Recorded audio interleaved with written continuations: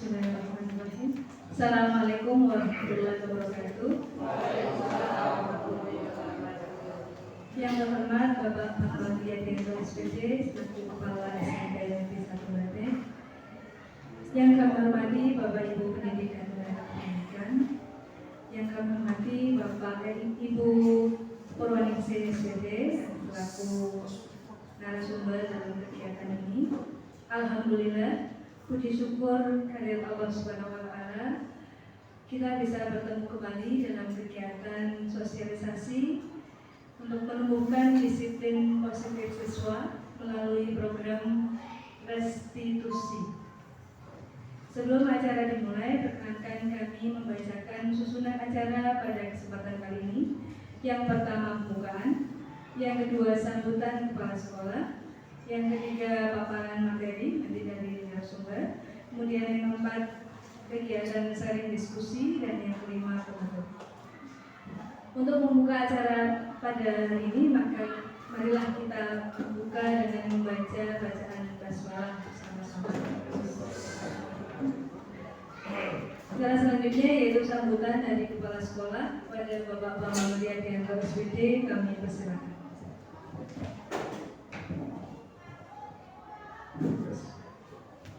Bismillahirrahmanirrahim. Assalamualaikum warahmatullahi wabarakatuh.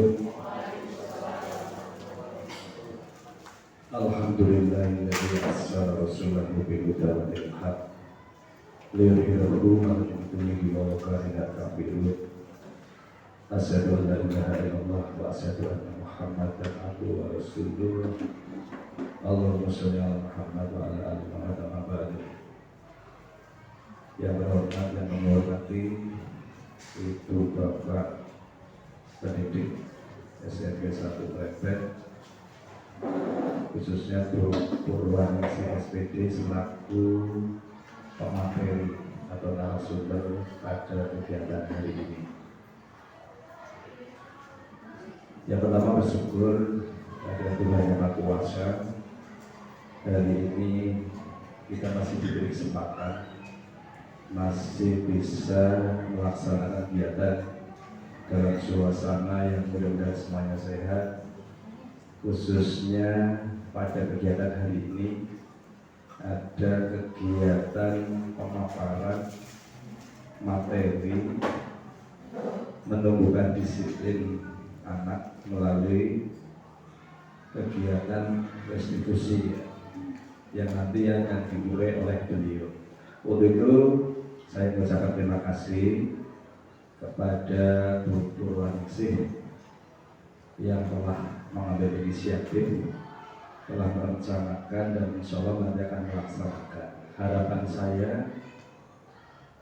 paparan nanti bisa kita pakai sebagai suatu hal yang baik untuk melangkah atau untuk membuat anak lebih disiplin. Untuk itu terima kasih Ibu Bapak semua hari ini telah hadir. Mudah-mudahan acaranya lancar, dan mohon maaf secara pribadi, secara dinasan. Secara pribadi saya masih suaranya serak-serak basah ya. Secara dinasan belum bisa memberikan yang terbaik, sehingga saya mohon maaf yang sebesar-besarnya. Mengingat waktu yang sudah semakin siang, maka kegiatan ini nanti bisa dilaksanakan, bisa dimulai sepenuhnya untuk dihandle oleh beliau Dubur. Dan mohon maaf Dubur, saya ada kegiatan di Purwokerto sehingga mungkin ya, saya memantau dari satelit dari jarak jauh saja. Begitu Bapak Ibu yang saya hormati, Gusti Kemenang Sididapollah. Assalamualaikum warahmatullahi wabarakatuh.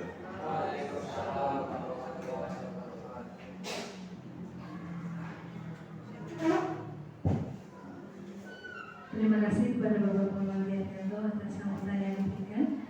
Acara selanjutnya yaitu pemaparan materi oleh Ibu Bawaningsih. Kami persilakan.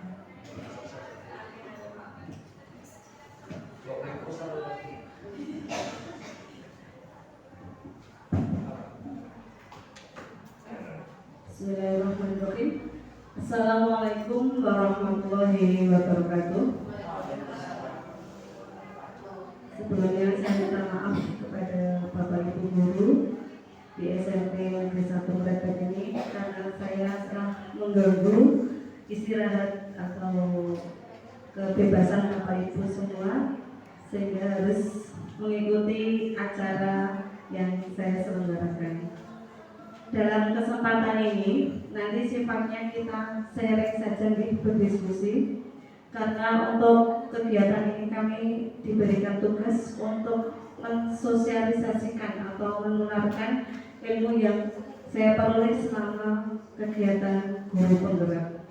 Cuma sayang ya, untuk SMP Negeri 1 Merebet masih satu saya saja sendiri, sehingga mudah-mudahan nanti untuk ke depan ada menyusul guru-guru penggerak yang lain.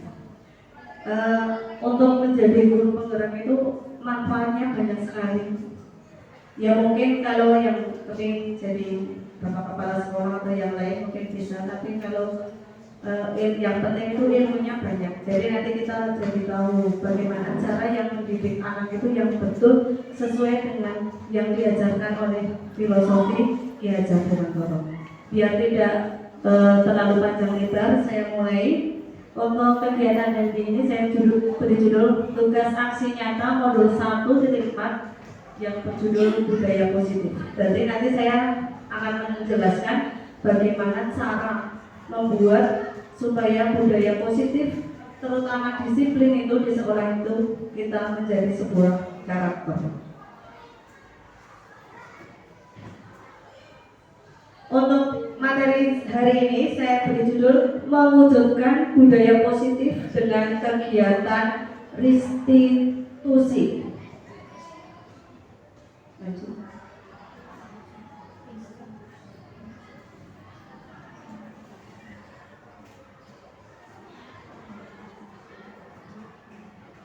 Sebelum kita berlanjut ke materi selanjutnya, kita belajar dulu tentang filosofi Ki Hajar Dewantara. Nah ini mungkin yang menjadi dulu kenapa saya bisa diterima jadi guru penggerak itu, ternyata saya secara tidak langsung telah mengikuti apa yang diajarkan Ki Hajar Dewantara yang menggunakan engaso sumtulodo engmagyo mangun karso tuturi handayani, seperti itu. Saya dalam menulis isi itu ternyata saya tulis seperti itu lah. Itu akhirnya mungkin yang menjadi alasan saya itu lolos untuk menjadi guru penggerak.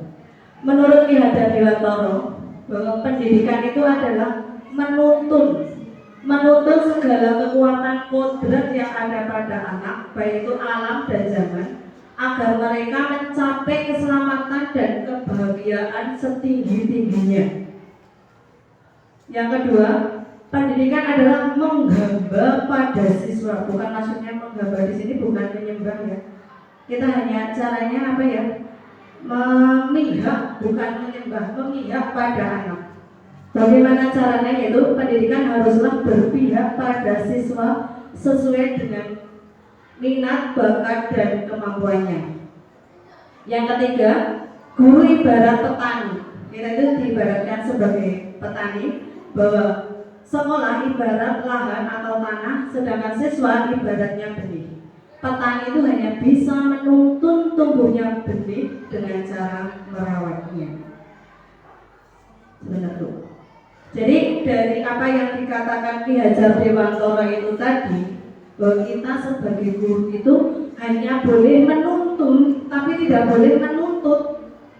Anak besok itu mau jadi polisi karena kodrat Allah sudah menghendaki anak itu jadi polisi, kita tidak bisa merubahnya untuk jadi guru. Kita hanya menuntun. Menuntun bagaimana? Supaya anak itu kalau misalnya jadi guru ya guru yang baik, kalau jadi polisi ya jadi polisi yang baik. Jadi misalnya anak itu kita ibaratkan benih padi, kita tidak bisa mengubah jadi jagung. Ya tetap benih padi, tapi kita tugasnya apa? Supaya benih padi itu bisa tumbuh. Bagaimana caranya? Ya kita rawat. Misalnya ada suket atau ada rumput-rumput, ya kita cabuti. Misalnya kurang air, ya kita siram. Itu tugas kita. Jadi tugas kita hanya menuntun. Lanjut. Salah satu tugas kita itu tugas semua elemen yang ada di sekolah, baik itu guru, staf TU dan semuanya. Kita harus apa? Menyediakan lingkungan yang baik. Bagaimana? Lingkungan yang baik, yang positif, yang memberikan anak itu supaya bisa memiliki karakter apa? Karakter yang baik sehingga menjadi kebiasaan baik. Kalau kebiasaan baik itu lama-lama akan tumbuhlah menjadi budaya yang positif. Jadi tugas kita itu semuanya sebagai guru itu menyediakan lingkungan yang positif. Kita tidak boleh menekan, kita tidak boleh menuntut. Kita membuat siswa itu aman, nyaman, senang dalam belajar. Gitu. Ya. Kita lanjutkan ke apa toh yang dimaksud dengan disiplin positif. Disiplin berasal dari bahasa Latin yang artinya disiplinnya yang artinya belajar. Sedangkan artinya bisa menggali potensi menuju sebuah tujuan mulia, menjadi seorang yang kita inginkan berdasarkan nilai-nilai yang kita hargai. Kemudian dalam budaya kita itu kalau kita mendengar disiplin itu sering dikaitkan dengan kata apa? Rajin, betul. Pak Doni 100. Ya, siapa lagi? Disiplin. Dalam arti lain, tepat waktu, betul. Bu Ferry. Ada lagi? Monggo, Pak Umar. Bertanggung jawab. Ada yang lain? Taat aturan, betul. Itu semuanya bisa diartikan disiplin. Ya. Tapi kemudian dalam budaya kita itu cenderung bahwa disiplin itu suatu kesatuan. Kemudian juga menjadi suatu yang tidak nyaman, harus disiplin. Semangat gasik. Misalnya kalau kita sebagai seorang guru suruh berangkat gasik terus, kan menjadi kayak sesuatu yang tidak nyaman. Itu kalau dalam budaya kita. Tapi sebenarnya dalam artinya bukan seperti itu, tapi artinya apa? Potensi menuju sebuah tujuan mulia, menjadi seseorang yang kita inginkan berdasarkan nilai-nilai yang kita hargai. Jadi kita gali potensi yang ada di dalam diri kita untuk menjadi yang baik atau mulia. Kemudian yang dimaksud dengan disiplin positif itu apa? Secara gampang ini kalau bisa dimaksud dengan disiplin positif itu ya anak yang patuh sama aturan tetapi berdasarkan kemauan sendiri atau motivasi sendiri, bukan karena ketakutan, bukan karena ingin mendapatkan penghargaan, tapi sadar dalam diri anak itu sendiri. Itu namanya disiplin positif. Atau yang bisa dikatakan bahwa disiplin positif adalah merupakan cara mendidik anak untuk bisa melakukan kontrol diri sehingga membentuk kepercayaan. Gitu. Oke, lanjut.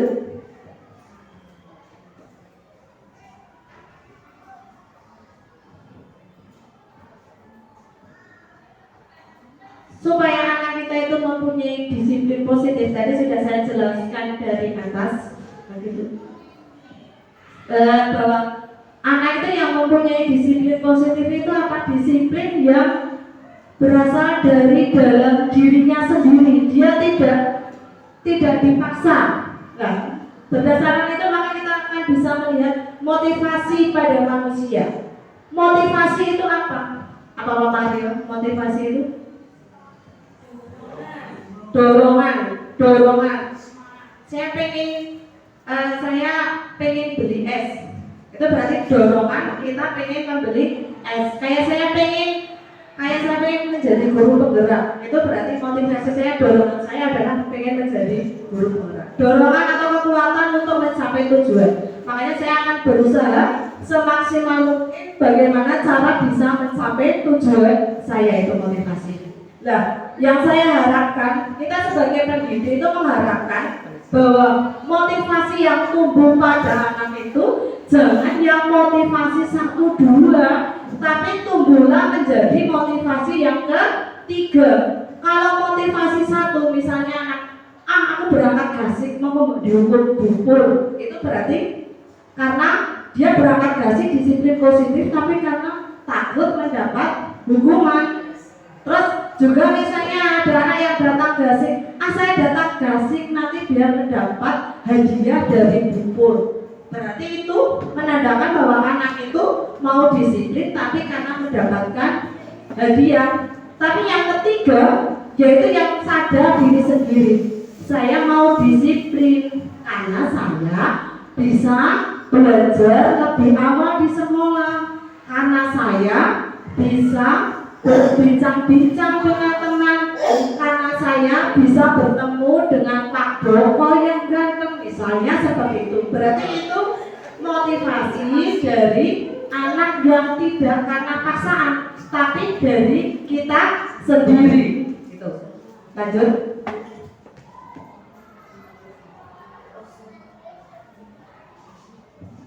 Lah, supaya anak itu bisa mempunyai motivasi yang dalam dirinya itu tumbuh, maka kita tidak boleh melakukan hukuman, penghargaan. Terpaksanya kita boleh melakukan konsekuensi itu terpaksanya. Ya, kalau bisa itu tidak usah. Kenapa kalau kita tidak boleh melakukan hukuman? Karena hukuman itu apa ya? Tindakan terhadap suatu pelanggaran, tapi bersifat kontrolnya itu negatif. Kalau kita sudah mendengar kata negatif itu berarti kan mesti awal-awal gitu. Terus kalau penghargaan, yang dimaksud penghargaan itu apa? Suatu hadiah yang kita berikan kalau anak itu mencapai suatu prestasi atau tujuan. Sedangkan konsekuensi itu apa? Sama dengan hukuman, tapi fungsinya untuk mengontrol positif. Ya. Terus kalau hukuman itu tiba-tiba, misalnya ini terutama untuk kelas 9 ya, yang saya alhamdulillah dipercayai sebagai seorang wali yang anaknya indah-indah banget. Mudah-mudahan mereka besok menjadi anak yang soleh-soleha. Yang namanya hukuman itu tiba-tiba mereka melanggar, baru kita laksanakan hukuman. Misalnya, Abimanyu, kenapa kamu tidak tadi telat berangkat sekolah? Terus, maaf Bu, karena tadi saya bangunnya kesiangan. Terus, karena kamu telat, maka kamu harus membersihkan WC. Itu namanya hukuman. Berasal satu arahnya dari saya, anak tidak tahu. Gitu. Tapi kalau penghargaan misalnya, Abimanyu ganteng banget, sorry banget sudah berangkat gasik. Terus misalnya kamu anak yang soleh ya hari ini, atau misalnya dikasih hadiah pulpen apa dan sebagainya, itu juga satu arah karena anak tidak tahu. Tapi kalau konsekuensi itu 2 arah, anak tahu karena biasanya kalau saya di kelas 9 ini sudah buat konsekuensi seperti yang Bapak Ibu guru lihat itu. Jadi nanti akan melakukan pelanggaran ini, konsekuensinya apa? Itu konsekuensinya dari anak semuanya yang minta. Terus guru memberi, murid menerima.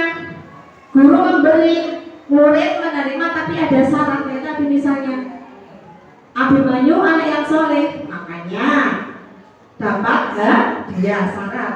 Tapi kalau konsekuensi itu bentuknya kesepakatan antara guru dan siswa.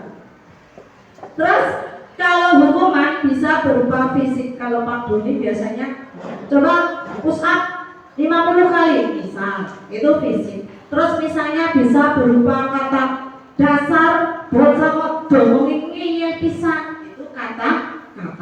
Terus misalnya kalau penghargaan bisa berwujud fisik, tadi sudah saya jelaskan, bisa berwujud pulpen, buku.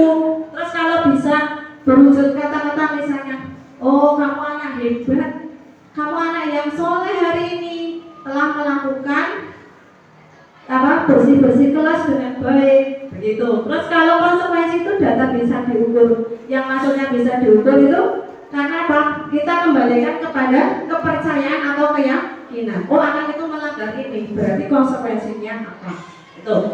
Terus kemudian kalau hukuman itu, ya tadi contohnya berdiri di depan kelas, terus terima kasih sudah datang tepat waktu, kamu anak rajin dan hebat. Terus demikian. Lanjutkan, menyalahkan dan menyakitkan. Itu ya Bapak Ibu guru yang harus kita ingat, bahwa kita itu kalau memberikan hukuman itu bagi anak itu sangat menyakitkan. Kalau memberikan penghargaan ketergantungan, nanti kalau anak itu tidak diberi hadiah, lah mau makan gasian orang oleh hadiah, itu nanti jadi tergantung. Terus kalau yang konsekuensi itu kita berusaha mengingatkan.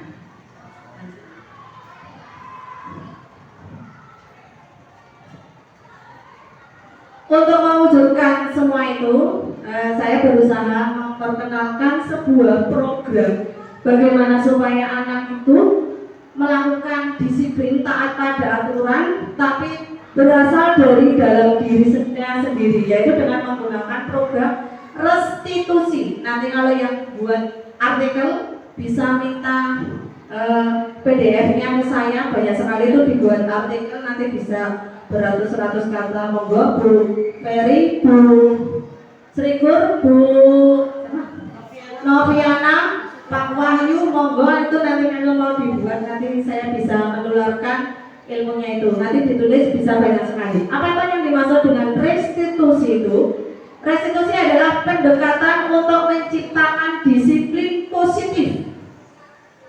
Terus yang kedua, proses menciptakan kondisi bagi murid untuk memperbaiki kesalahan mereka sehingga mereka kembali kepada kelompok mereka dengan karakter yang lebih kuat. Yang ketiga, proses kolaboratif yang mengajarkan murid untuk mencari solusi untuk masalah dan membantu murid berpikir tentang orang seperti apa yang mereka inginkan dan bagaimana harus memperlakukan orang lain. Yang keempat, apabila ada murid salah, guru akan menanggapi dengan mengajak murid berefleksi tentang apa yang dapat dilakukan untuk memperbaiki kesalahan sehingga menjadi pribadi yang lebih baik. Nah ini biasanya sering digunakan oleh Bu Uti, Bu Eti, Pak Dimas, dan Bu Uy sebagai guru BK, selalu menggunakan dengan merefleksi atau mengajak anak berkolaborasi, ditamoni, karena apa sih kamu melakukan kesalahan seperti ini, terus apa sih alasannya. Jadi kita tidak mentang-mentang anak itu salah terus diulang-ulang terus, tidak seperti itu. Tapi anak itu diajak ngobrol. Tadi kemarin sudah Pak Boko sudah memberikan contoh ya. Ternyata waktu Abimanyu melakukan kesalahan, saya sudah mentang-mentang, tapi ternyata Pak Boko sudah melakukan program restitusi dengan menanyai Abimanyu kenapa melakukan seperti itu, tujuannya apa. Itu termasuk restitusi ya. Jadi kita tahu dulu, kita gali apa tahu kamu kenapa itu seperti itu. Misalnya anak tidak sholat, kalau kita jangan langsung menghukum, saja dihukum enggak, tapi ditanya dulu kenapa kok tidak sholat. Tapi kecuali kalau sudah berulang-ulang, itu namanya penyakit. Tapi kalau baru sekali kita tanya dulu, kenapa kok tidak sholat, alasannya apa. Kamu tahu kan sholat itu adalah kewajiban, begitu dan seterusnya. Itu namanya program restitusi. Bagaimana cara melaksanakannya?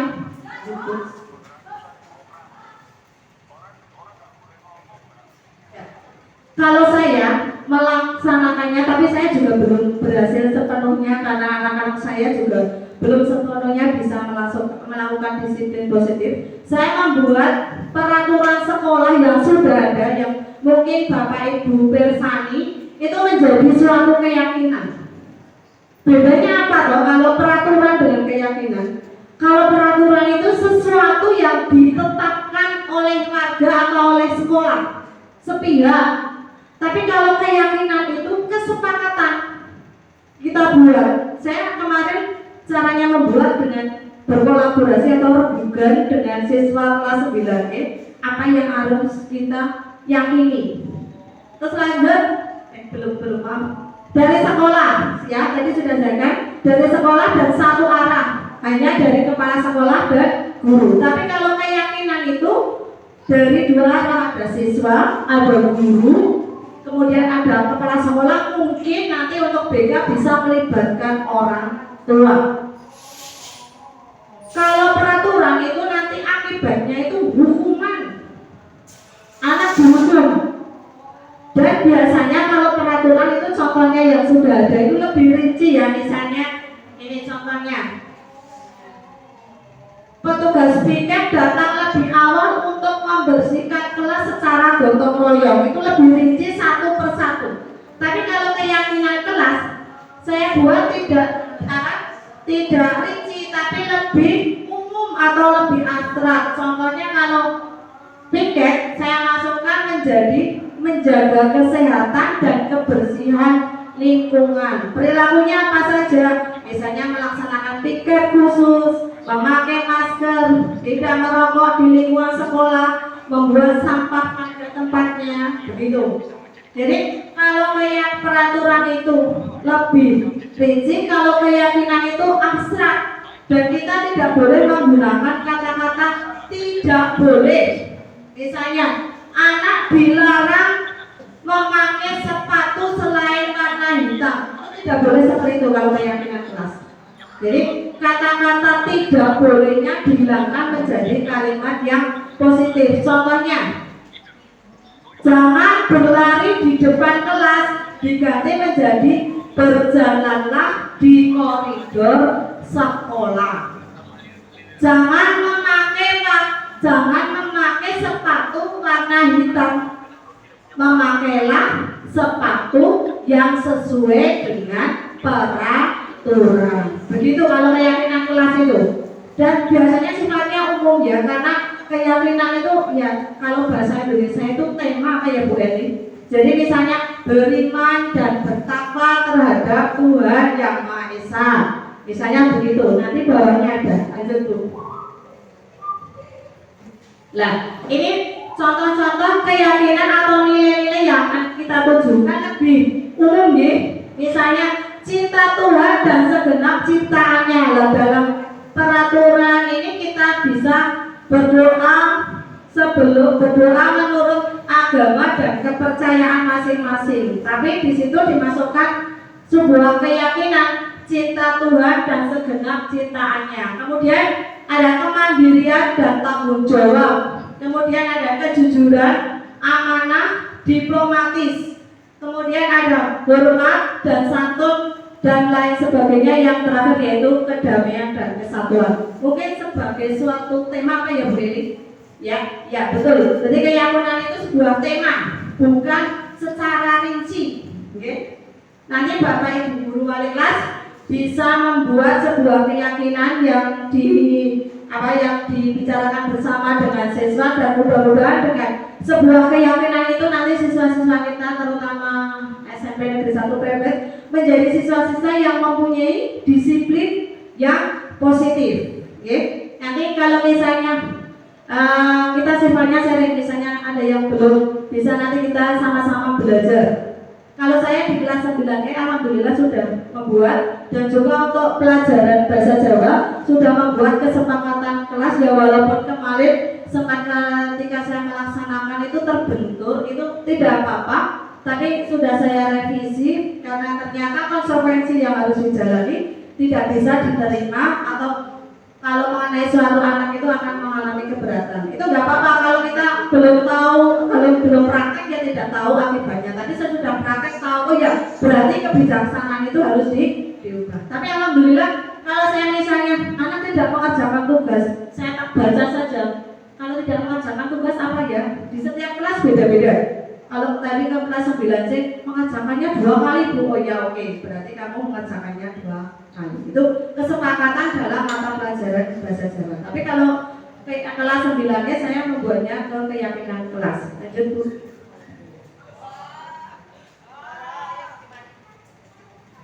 Nah, tadi sudah saya katakan bahwa dalam menumbuhkan disiplin positif itu kita dianjurkan jangan sebagai penghukum dan jangan sebagai pembuat bersalah, tapi jadilah sebagai teman atau sebagai pemantau atau sebagai manajer. Okay? Kalau paling bagus itu yang sebagai manajer, karena yang diharapkan di dalam program restitusi itu kita harus sebagai manajer. Bagaimana ya? Kita harus tadi seperti Pak Bowo yang kemarin lakukan. Kenapa kamu melakukan? Alasanmu apa? Kamu kan punya alasan, itu namanya manajer.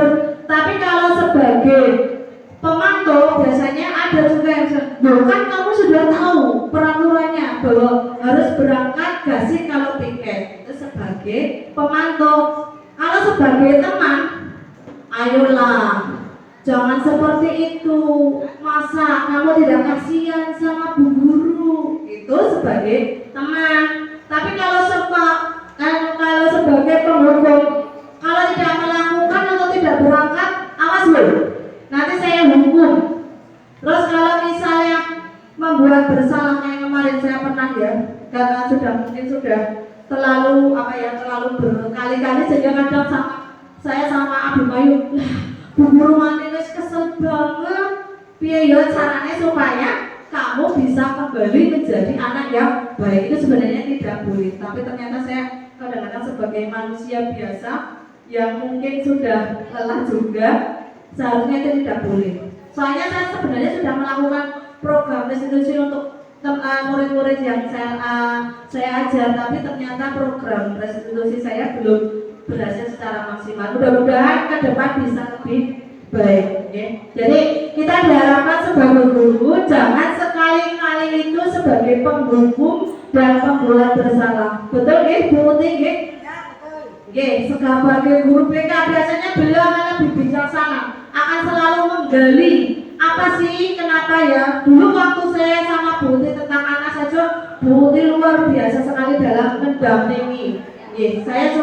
Saya sebagai wali kelasnya yang waktu itu salah ngomong, akhirnya yaitu mungkin membuat merasa bersalah sehingga anak itu tidak mau melanjutkan. Tapi ternyata sama Bu Uti luar biasa sekali. Bu Uti, terima kasih. Terus lanjut dalam melakukan kegiatannya, dalam kegiatan restitusi itu kita harus menyadari bahwa anak itu punya kebutuhan dasar kayak kita. Yang pertama yaitu kebutuhan bertahan hidup, rumah, makan, kesehatan, biologis, mendapatkan keturunan, psikologis, rasa aman. Terus yang kedua kasih sayang dan diterima. Jadi kalau misalnya anak karena orang tuanya yang kadang-kadang keluarganya berasal dari yang keluarga berantakan, itu anak-anak itu ternyata merupakan anak-anak yang butuh kasih sayang. Ternyata setelah saya teliti, Fajar itu juga termasuk anak yang bapak ibunya sudah bercerai sehingga dia butuh kasih sayang gitu. Kemudian karena keinginan diakui, aku ini loh, aku kan pintar, aku kan ganteng, itu pengen diakui. Terus kemudian mencari kesenangan. Kemarin pernah tak tanya, kenapa orang merokok? Sebenarnya apa tanya? Kepengen itu Bu, niru-niru teman. Itu kan berarti dia pengen mencari kesenangan. Terus yang selanjutnya kebebasan, pengen bebas. Ya mungkin itu yang kebutuhan-kebutuhan yang harus kita dalami dari anak sebelum kita itu menjatuhkan atau memberikan sebuah hukuman. Lanjut. Bagaimana cara melakukan segitiga restitusi? Yang pertama, itu tadi saya sudah menceritakan dari awal, Pak Bowo ternyata sudah melakukan sebuah kegiatan segitiga restitusi. Yang pertama itu apa? Mengubah identitas anak dari orang gagal menjadi sukses. Pertanyaannya bagaimana? Bapak sama ibu itu tidak lagi mencari siapa yang salah. Terus misalnya bisa, manusia itu tidak ada yang sempurna. Kita stabilkan dulu. Kalau anak sudah lagi meluap begitu, lagi buat kesalahan, kita dudukkan. Terus misalnya, bumung saya ini kita dudukkan. Guru tidak lagi mencari yang salah dan yang benar. Begitu, kita tenangkan. Namanya apa? Menstabilkan identitas. Biar anak itu tenang dulu. Kemudian baru kita validasi tindakan yang salah. Tadi Pak Bowo kemarin sudah mengatakan, Rosi apa sih tujuannya, apa melakukan seperti itu? Kita bertanya ya Bukti ya. Kalau dalam BK itu biasanya, apa tujuan kamu melaksanakan seperti itu? Bukti mesti seperti tanya itu selalu tuh. Bukti Bu Eti Pak Dimas. Tidak langsung salah langsung disalahkan ya. Pasti ditanya alasannya kenapa. Itu harus kita tahu semua. Terus yang terakhir yaitu menanyakan keyakinan. Kamu itu pengen jadi apa ya? Kemarin seperti ini Pak Bowo, kamu besok itu mau jadi apa sih? Seperti itu yang Pak Bowo lakukan dan Bu Eti juga pernah melakukan seperti itu. Kamu itu mau jadi apa? Kamu mau melanjutkan menjadi anak yang sukses atau tidak? Itu namanya program restitusi. Jadi ya, monggo untuk Bapak Ibu nanti terutama untuk Bapak Ibu wali kelas dan terutama untuk saya ya, untuk Bapak Ibu guru mapel, janganlah kita sekali-sekali menghukum anak ya, karena menghukum anak adalah membuat suatu hal yang menyakitkan. Kita pelajari dulu apa salahnya, kita tanya dulu supaya anak itu akan berusaha memperbaiki diri sehingga menjadi anak-anak yang sukses. Kita harus husnudzon bahwa anak-anak itu dilahirkan itu untuk menjadi anak yang baik, semuanya baik. Kalau misalnya mereka kadang-kadang agak tidak baik, itu adalah tugas kita sebagai guru untuk meluruskan atau membuat yang tidak baik itu menjadi baik. Tapi bukan tugas kita untuk mengubah. Ya, kalau dia jadi polisi ya memang harus jadi polisi, jangan diubah jadi guru. Hanya memperbaiki yang salah-salah seperti tugasnya seorang petani. Ingat deh Bapak Ibu, kita itu sebagai petani, murid kita sebagai padi. Kita harus menjaga supaya padinya itu tumbuh dengan baik. Lanjut. Mungkin hanya itu materi yang bisa saya sampaikan dan mohon Bapak Ibu nanti bisa melihat contoh peraturan dan keyakinan yang keyakinan yang telah saya buat sehingga bisa bermanfaat. Terus untuk selanjutnya saya mengucapkan terima kasih kepada Bapak Ibu semua yang telah bersedia mendengarkan ilmu yang saya bagi, sehingga mudah-mudahan dengan ilmu kita ini nanti kita sama-sama membentuk anak-anak SMP Negeri 1 Prepet menjadi anak-anak yang mempunyai budaya positif, terutama disiplin positif, sehingga mereka nanti menjadi anak-anak yang mempunyai kegunaan baik itu bagi agama, negara maupun masyarakat.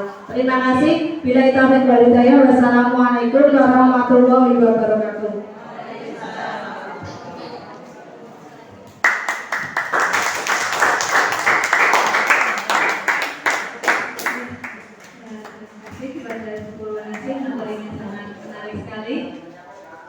Untuk selanjutnya sesi sharing dan diskusi, monggo kalau mungkin ada Bapak Ibu yang mau sharing pengalaman ataupun mungkin pernah menerapkan restitusi ya. Ini istilah yang baru kalau menarik. Mungkin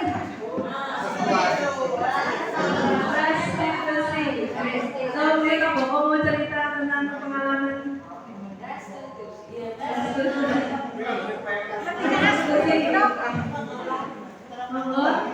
ini mungkin dari Bu Sri Kurnia.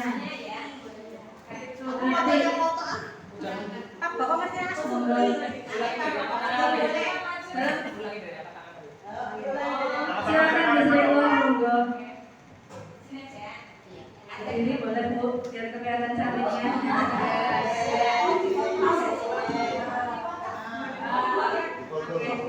Assalamualaikum warahmatullahi wabarakatuh. Terima kasih atas kesempatan waktu yang diberikan kepada saya. Ini karena tadi saya masuknya agak terlambat di Bogor karena ada kegiatan dengan Bu Haya dan lainnya. Mungkin ini saya ada bertanya karena saya juga kan baru mendapatkan materi ini di sini dan tertinggal pula. Ini yang di tangan saya kan tentang pedoman perilaku di dalam kelas, kemudian ada keyakinan kelas 9E. Ini pemahaman saya dulu Ibu.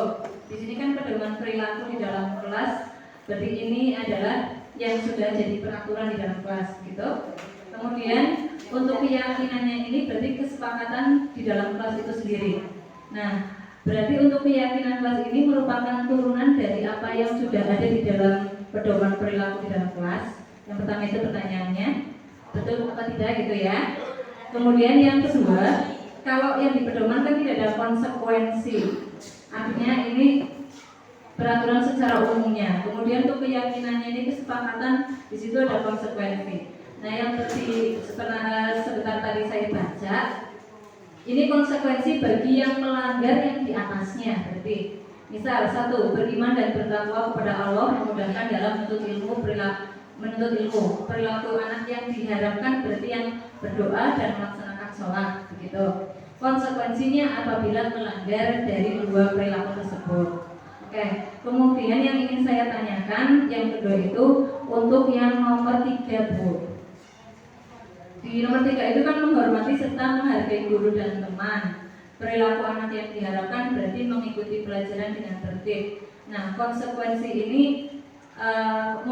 kemungkinan mungkin dalam satu kelas ini yang beragamanya sama mungkin ya, Islam misal. Jadi di sini akibatnya kalau melanggar tata tertib setoran hafalan surat pendek 3 surat, panjang 1 surat. Berarti nanti ini bisa disesuaikan dengan kondisi di kelas yang lain yang mungkin ada pelajar peserta didik yang non muslim, begitu Bu Pur?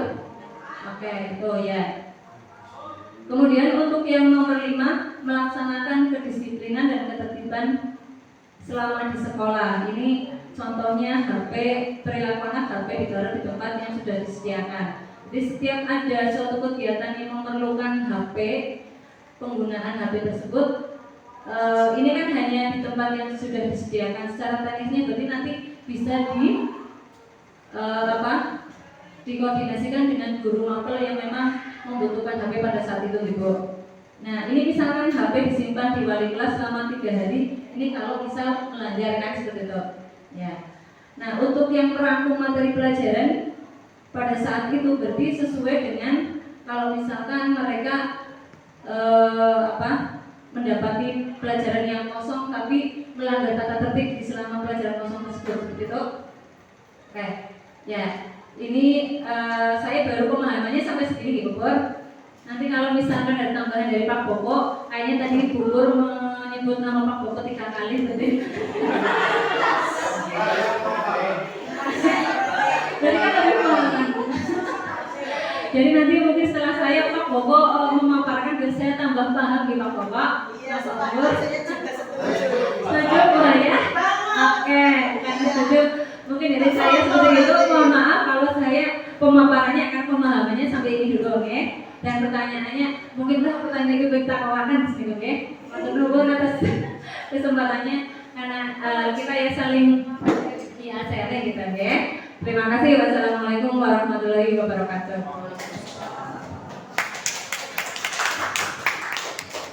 Langsung bisa dari rumah dulu Ibu. Monggo Bu Pur, silakan.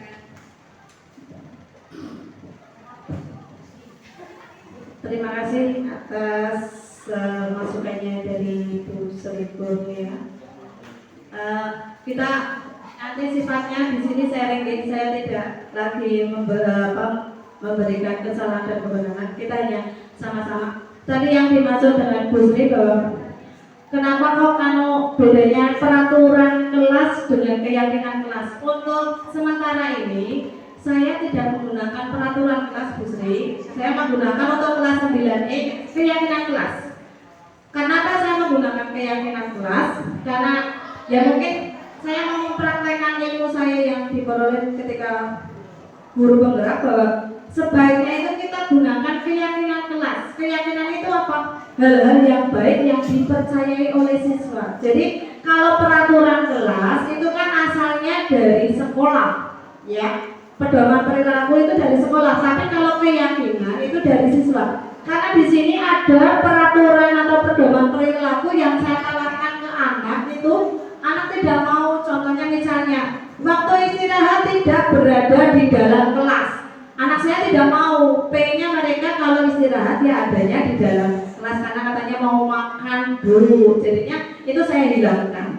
Kemudian dari peraturan yang ada di dalam kelas itu saya rangkul karena tadi sifat keyakinan kelas itu adalah sifatnya lebih abstrak atau lebih ke tema. Begitu ya Bu Eli tadi atau Bu Santi ya. Kalau keyakinan kelas itu lebih abstrak, lebih ke tema. Ya. Jadi maka saya rangkum dari yang ada itu saya rangkum jadikan satu sehingga menjadi sebuah keyakinan kelas. Begitu Bu Sri. Oke. Untuk yang tadi yang untuk menghormati dan menghargai guru dan teman. Nah, kebetulan untuk kelas 9E karena agamanya sama ya, tidak ada yang beda-beda, maka konsekuensinya anak itu memilihnya ya setoran hafalan. Kalau ditanya itu anak itu kalau disuruh mengerjakan tugas itu bosen Bu, begitu. Jadi lah ya sudah, kira-kira yang kamu tidak bosen dan kamu senang apa gitu. Terus mereka menjawab setoran surat pendek. Tapi kalau saya jawabnya jangan surat Ikhlas, Falak, Binas ya. Kowe yang kulhu wahad, ulang bil falak, ulang binas kabeh wong siapal. Nanti guru yang menentukan. Iya Bu, setuju begitu. Jadi kalau mungkin untuk yang kelas yang lain yang mungkin ada agamanya berbeda, mungkin nanti konsekuensinya disesuaikan dengan kelas masing-masing. Itu kan konsekuensi itu permintaan anak Bu. Jadi bukan saya yang menentukan, tapi anak yang meminta seperti ini. Saya hanya memfasilitasi. Maka namanya lah keyakinan kelas, karena kita waktu buahnya itu rembukan sama anak. Saya berdiskusi sama anak. Begitu. Terus untuk HP ya mungkin yang dimaksud di situ adalah disimpan di wali kelas. Ya, tadi yang ditanyakan seperti itu, ya, Bu. Ya, memang kalau anak-anak ketika ada yang bawa HP, padahal pelajarannya tidak bawa HP, ya saya sih tak kayak kemarin ada anak saya Abimanyu terus Fajar sama Latif membawa HP padahal tidak ada pelajaran. HP-nya saya sita selama beberapa hari, terus orang tuanya yang suruh mengambil. Disediakan di tempat itu berarti maksudnya disimpan di wali kelas. Mungkin itu Bu Sri. Dan mungkin bagi Pak Boko mau menjelaskan apa sih alasannya Pak Boko yang ternyata menjadi idola ya dari murid-muridnya. Kok saya ada teman yang namanya Bu Desi itu dari Serayu, tanya masih ada Pak Boko? Bu, ada. Oh ya, ternyata beliau itu terkenal Pak Boko itu. Sampai sekarang ditanyakan Pak Boko begitu. Ya monggo Pak Boko. Kenapa Pak Boko kemarin waktu melihat Abimanyu melakukan sebuah kesalahan, kemudian beliau melakukan sebuah restitusi. Padahal saya belum mengajari, tapi Pak Boko luar biasa hebat telah melakukan hal yang semacam itu. Terima kasih, alasannya monggo Pak Boko. Terima kasih. Ini ada.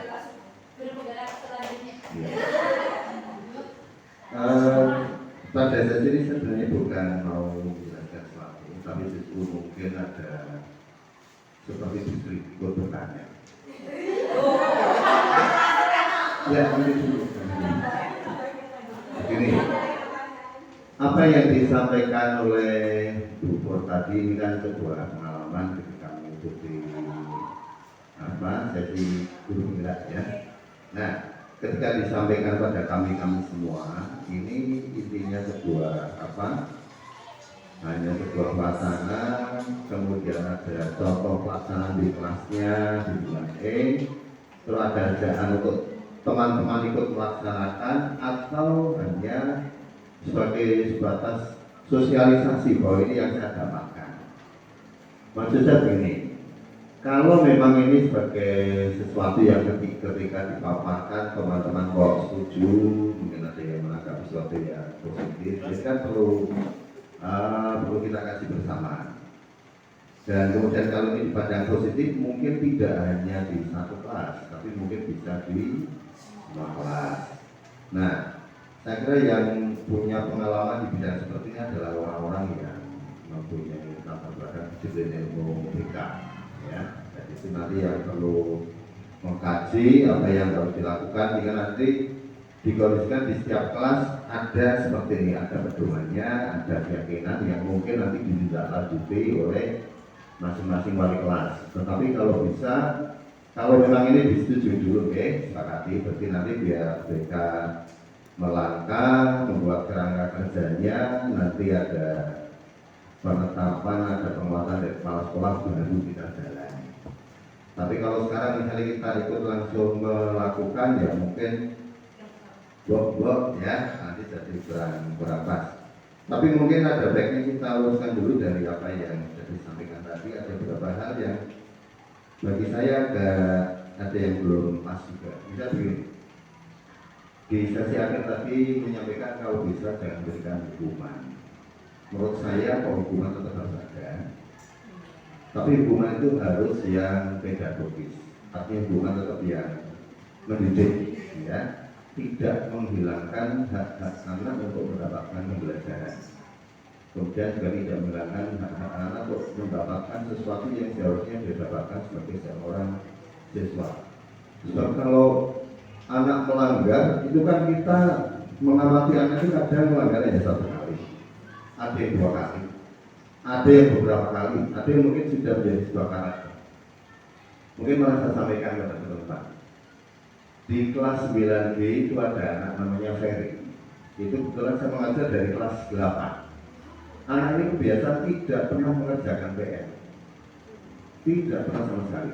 Sampai di kelas lagi masih tetap seperti itu. Ketika masih terus saja seperti itu, pernah saya hukum, sudah sekarang pelajaran hari ini kamu keluar, tidak usah ikut. Hari itu dia tidak ikut. Besoknya dia mengerjakan. Tetapi kemudian berikutnya mengembali mulai seperti itu. Apa yang saya lakukan? Dia saya suruh duduk di depan. Artinya terus sebuah hukuman. Tapi dia tetap ikut pelajaran. Jadi artinya hak anak untuk mendapatkan pelajaran pada hari itu tidak hilang, ya. Itu yang pertama, kaitan dengan hukuman tetap menurut saya tetap harus ada, ya. Kemudian berikutnya ini mungkin sama seperti Bu Srikor tadi, ya.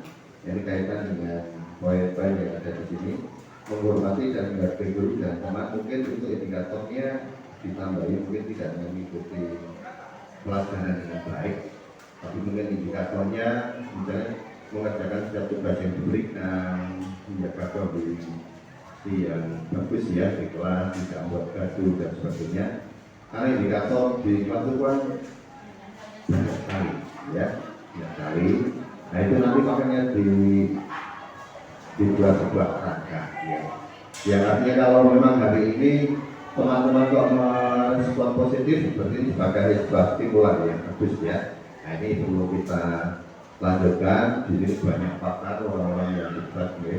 Ada Bu Ferry, ada Bu Sri, ada Bu Nanti, maupun nanti orang-orang kita, sehingga kita kalau bisa terima matangnya saja. Itu Bapak Ibu Wali lebih baik ikut merumuskan atau terima matangnya. Nah, terima matangnya. Jadi mungkin seperti itu yang boleh kita sampaikan. Jadi nanti yang kita terima suatu yang sudah dikaji dan matang kita mencoba melakukan itu pun kok bisa. Ya tapi saya kira suatu yang baik, tidak ada salahnya kalau kita coba. Mungkin dulu, terima kasih.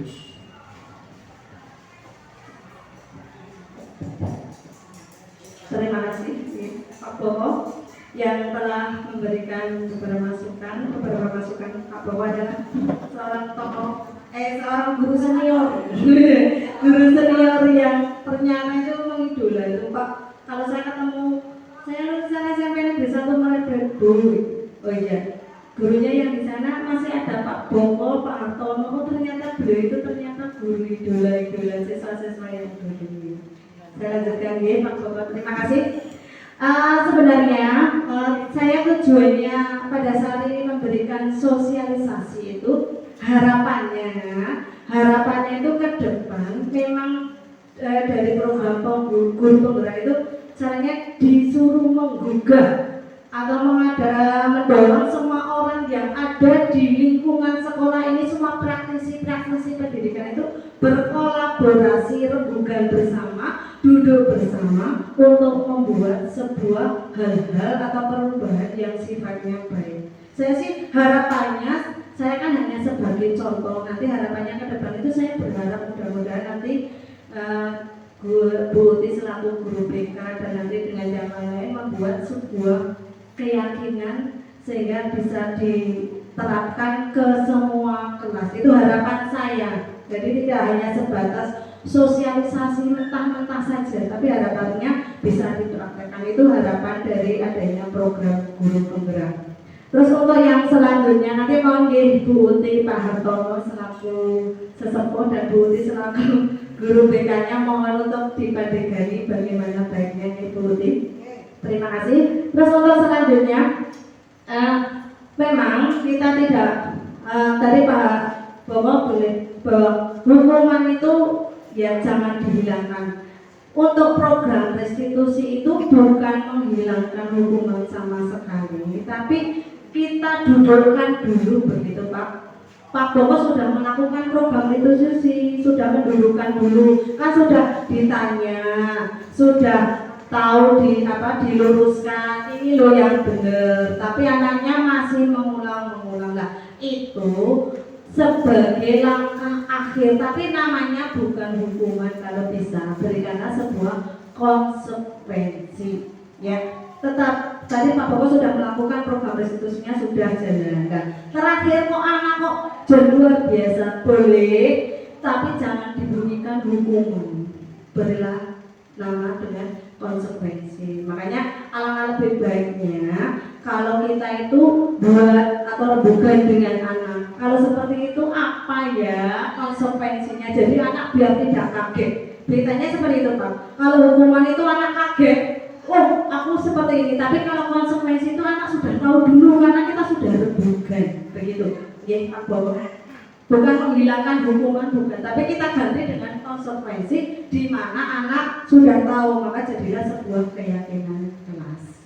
Terus untuk yang kemarin yang indikatornya itu sebenarnya indikatornya banyak banget Pak. Di sini tidak boleh melakukan bullying, tidak boleh melakukan kekerasan sosial, terus harus mengerjakan tugas, begitu banyak sekali Pak Bowo di situ. Cuma saya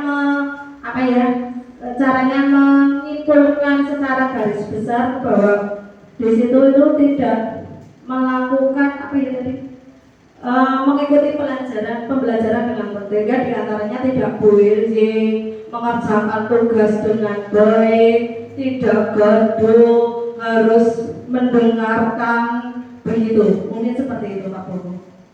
Bagaimana Pak Bowo? Sudah? Terima kasih.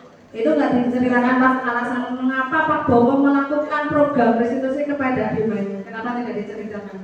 Alasannya apa Pak Bowo? Monggo, itu luar biasa sekali. Beliau belum pernah mendengar ilmunya tapi sudah melaksanakan suatu hal yang hebat. Monggo Pak Bowo, alasannya kenapa? Ya, terima kasih. Ya, mungkin kalau ini hanya cerita saja, ya, kaitan. Mungkin kalau hanya seperti Abimanyu itu menurut saya pelanggaran ya masih ringan. Dalam artian dari dulu itu saya sudah sering menangani anak-anak yang jauh lebih dari itu. Mungkin kalau sebuah cerita ya, puluhan tahun yang silam saya itu pernah jadi wali kelas 3C, kelasnya dulu, sekarang mungkin di kelas 7D. Itu dulu satu kelas isinya anak nakal semua, dari kelas 2 yang anak nakal-nakal bandel-bandel dinaikkan, tapi kalau dulu istilahnya tunggal, harusnya lunggak tapi dinaikkan janggilan. Nah itu dikumpulkan satu kelas Bu. Jadi saya masuk itu tidak ada anak yang benar. Saat itu jumlahnya 40 orang. 40 orang, saya masih ingat. Di semester 1 saya mengeluarkan 3 orang. Di semester 2 1 orang. Lalu treatment yang saya lakukan memang cukup boros saat itu. Hampir setiap 2 minggu, pokoknya hari Minggu saya selalu ada acara keluar dengan anak. Karena saat itu belum familiar dengan kendaraan, sehingga kita sering hiking, jalan-jalan dengan anak. Dulu dari sini naik Dopak, naik Toak gitu ya, sampai di mana? Torjen. Nanti jalan kaki sampai Karangjabu. Di Telkom. Pak Hartono pernah sadar sampai di sana di Lampok naik, gitu ya, nah ada. Apa yang kita lakukan ketika di lokasi itu biasanya saya ngobrol dengan anak, saya tanya, anak-anak yang seperti ini, kamu penyebabnya apa? Latar belakang keluarga seperti apa? Biasanya di situ anak-anak itu kemudian bisa cerita dan akhirnya kita bisa tahu dari latar belakang anak itu kita secara tidak langsung kemudian jadi bijaksana. Artinya kita tidak langsung menghakimi anak, tapi kita tahu kenapa anak seperti itu. Dan dari kelas 3C tadi pengalaman saya, akhirnya dari 36 anak ini bisa lulus semua. Dan nilai terendah, saya ingat saat itu, nilai terendah di sekolah ini tidak berada di kelas saya, ada di kelas lain. Jadi saat itu ya artinya seperti kawasan berbeda. Jadi ngurus anak-anak seperti itu memang butuh sebuah pendekatan. Artinya kita tidak langsung menghakimi anak, tapi coba kita tanya penyebabnya apa, kamu tujuannya apa, ya kan sampaikan ya. Salah satu juga sebenarnya ada keperluan anak yang harus kita pahami, ingin diperhatikan, gitu. Kenapa orang buat rumah bagus ya ingin diperhatikan, berpenampilan baik yang ingin diperhatikan. Itu salah satu kebutuhan yang mungkin harus kita pahami. Jadi anak itu mungkin pengen diperhatikan, hanya caranya yang belum pas. Nah kita yang perlu meluruskan keinginan anak yang diperhatikan itu yang seperti apa. Nah itu mungkin ya setiap guru punya style masing-masing ya. Saya kira nanti semua guru bisa melakukan hanya dengan cara yang berbeda-beda. Tapi sebisa mungkin begini, buatlah kesan bahwa anak itu ketika mendapatkan perlakuan dari guru itu tahu kesalahannya, terus apa yang harus dilakukan. Sehingga biasanya anak-anak yang saya tangani ini tidak ada yang dendam dengan saya. Anak-anak yang sudah saya keluarkan itu biasanya setelah sekian tahun ketemu baik sekali dan dia merasakan menyesal. Jadi supaya anak-anak itu juga paham bahwa yang harus dilakukan seharusnya seperti ini. Jadi kita tetap harus memberikan solusi pada anak ini seperti itu. Oke, Bu, terima kasih.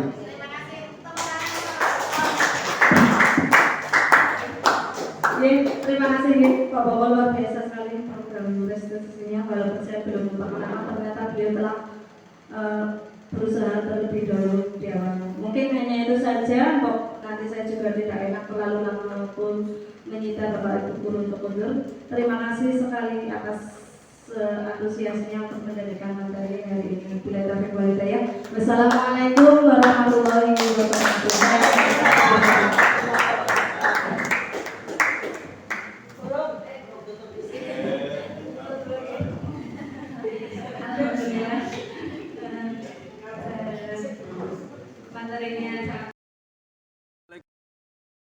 Assalamualaikum warahmatullahi wabarakatuh. Perkenalkan, nama saya Hasra Ramadan. Saya mewakili dari kelas 9E. Saya akan menceritakan kesan saya tentang keyakinan kelas 9E. Sebelum dibuatnya keyakinan 9E, banyak teman-teman saya yang melanggar peraturan sekolah karena mereka menganggap peraturan tersebut datang dari sekolah, bukan dari kemauan mereka sendiri. Dan setelah kami membuat keyakinan sendiri, banyak teman-teman saya yang segan untuk membuat kesalahan karena mereka tahu peraturan tersebut datang dari kemauan mereka sendiri, bukan dari sekolah lagi. Assalamualaikum warahmatullahi wabarakatuh.